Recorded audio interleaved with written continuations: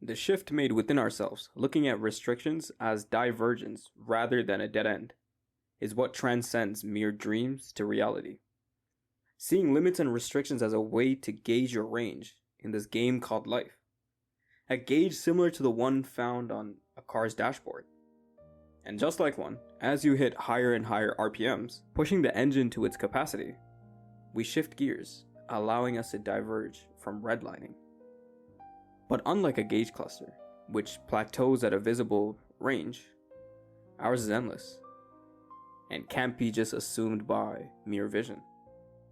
It's the freedom to do so that sets us apart from anything else. A litmus test to see if the reasons behind the question, why, can stack up against or even surpass the sacrifice needed. It's what Nietzsche said. This is how it goes. He who has a why can bear anyhow. But the real question is, how can one do that? How can I exercise my free will to see restrictions as an indicator to diverge from a dying path rather than a dead end? It's freedom. Freedom from judgment, freedom from mind, freedom to choose your regrets, time freedom, financial freedom, whatever it is, they all can be summarized to one, as being free from your constraints. That's true freedom. Welcome. Welcome, people.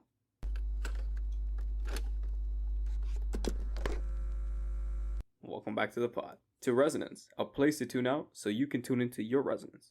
Segments curated for you to live vicariously through my views and outlooks.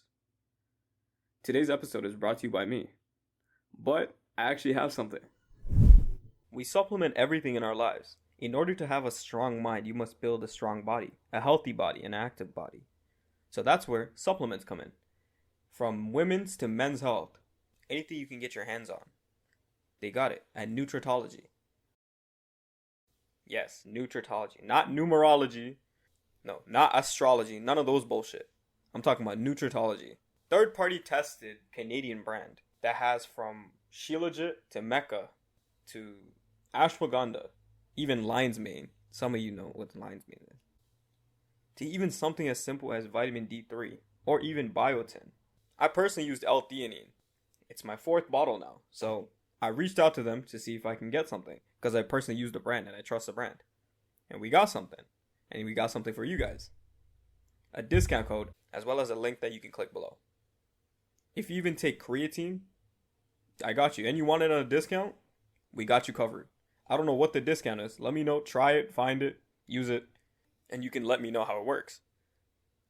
The code is SHARON-S10. I'll link it below, all caps. Alright, let's get back to these segments.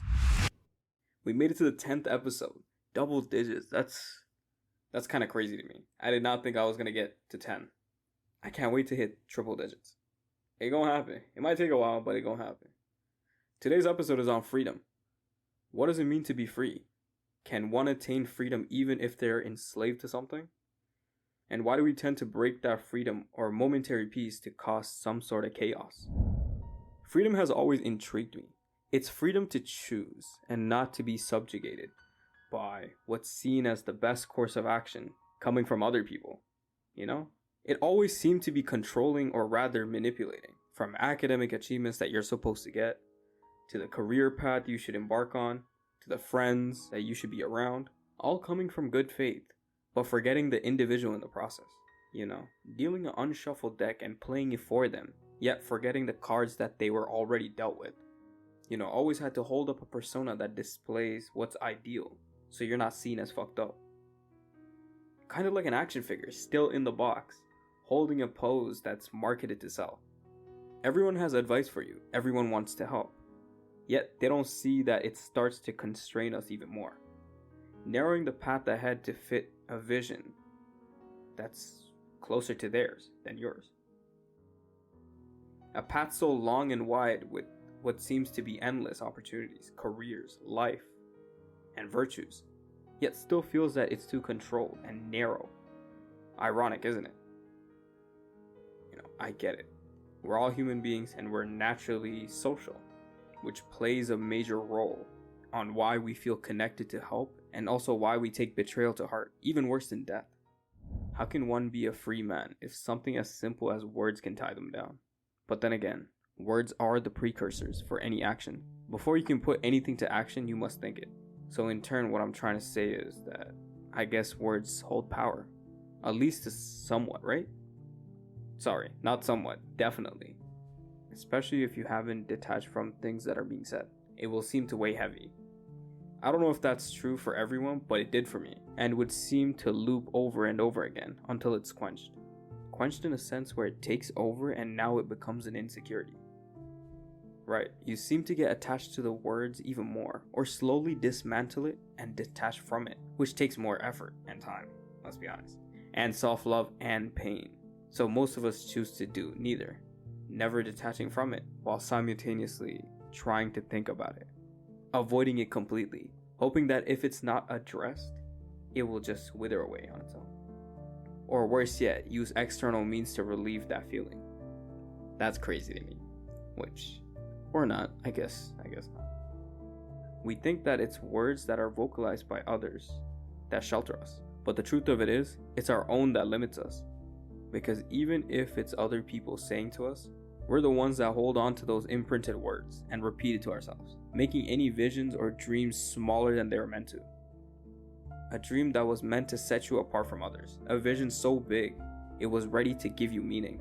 A vision so detailed, it was ready to be implemented. Yet once it was shared, it stunted.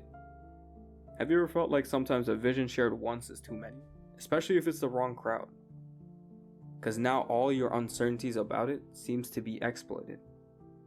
You know what I mean? Because now it's like how, oh yeah, they're right.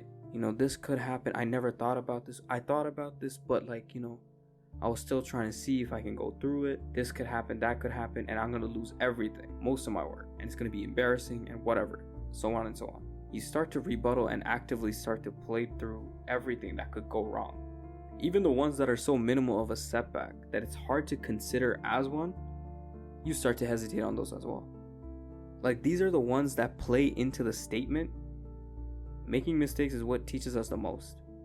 Or, we all make mistakes, I learn from my mistakes more than what's right. I don't know. One of those statements, it's similar. I kind of butchered it, but it's something similar to that statement, right? Or like, you gotta make mistakes the only way you're gonna learn. Something like that. Whatever. But yeah, what I'm trying to say is, those are the setbacks that make that statement true. So what I'm trying to say is, that most ideas are fleeting, and to be free from mental constraints is via action, because nothing is promised. If it's not put into action, within a small momentary window, it starts to fade away. And the worst part is, you will watch someone else do it, instead of you. When there's a passion or desire to do something, you might as well do it right away, because most of the things can be figured out on the way. Fix it as you go. Trust me when I say you are invisible to the outside and nobody really cares about what you got on or what's going on with you. People have their own lives to worry about.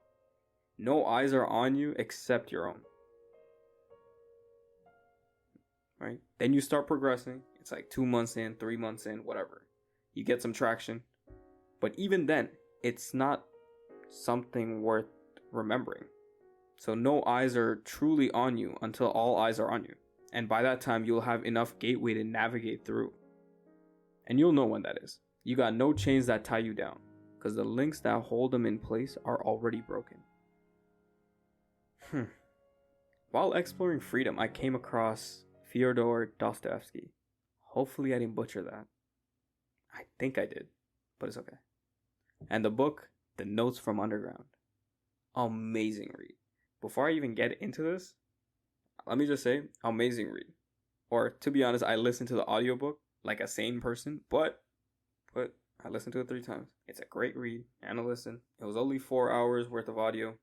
So if you're into psychology as well as fixated on the topic such as free or freedom, listen to Dostoevsky. The author can give you some insights that may apply into your life. And also if you're like me and you never like to read or see it as tedious, audiobooks. Trust me, audiobooks are great.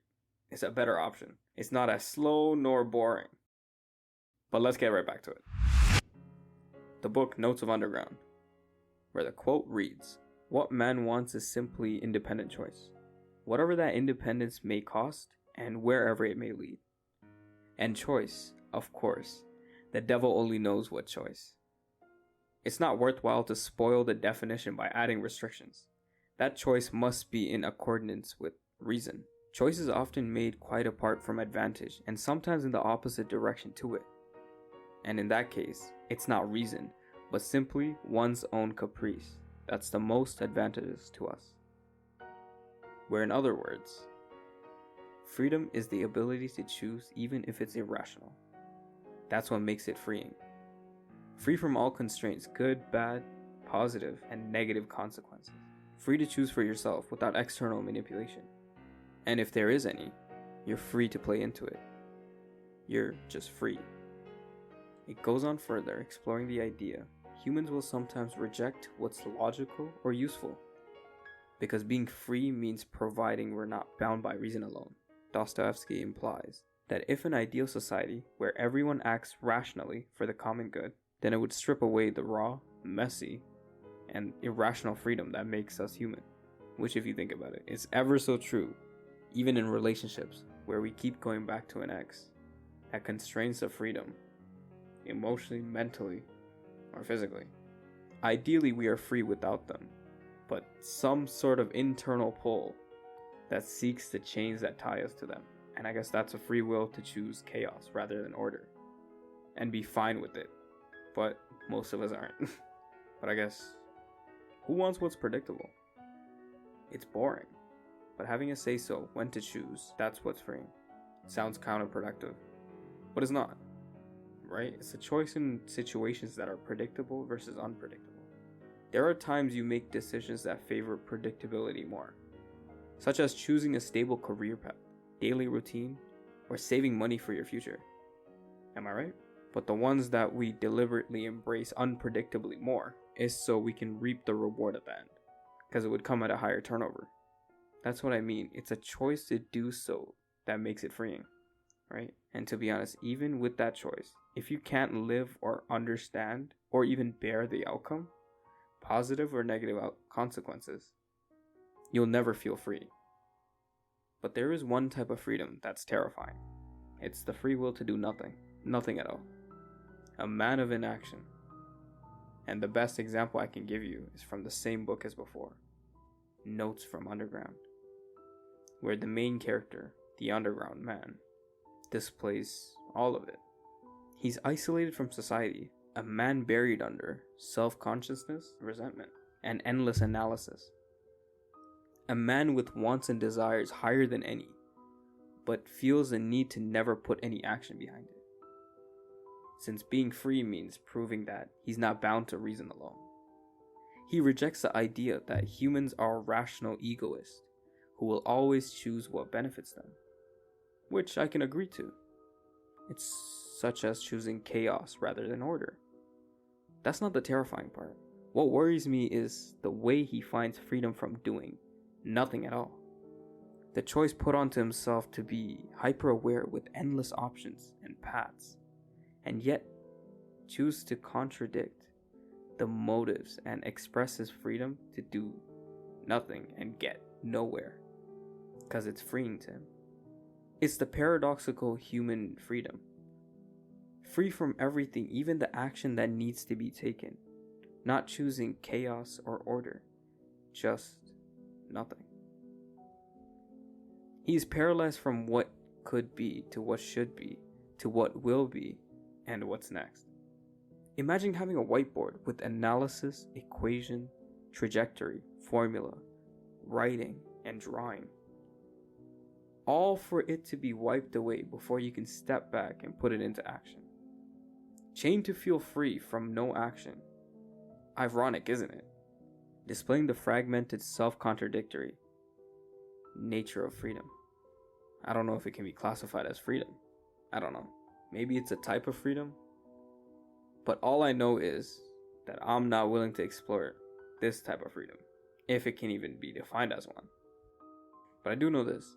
It's freedom to choose, and not be subjugated from what seems to be the best action, especially coming from other people, is what's freeing. How far can you dream, knowing everything is stable And how many of those transcend into reality, knowing you're at comfort?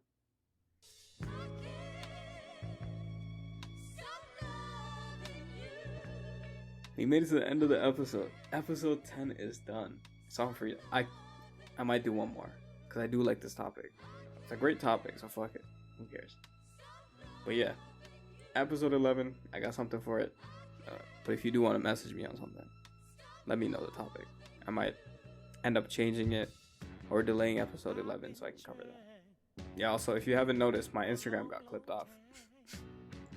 Both of my Instagrams gone. So I had to start a new one. I'll figure a way. I'll add the new one in. Other than that, you can still reach me on like Snapchat or even like leave a comment on here. Till next time. Peace.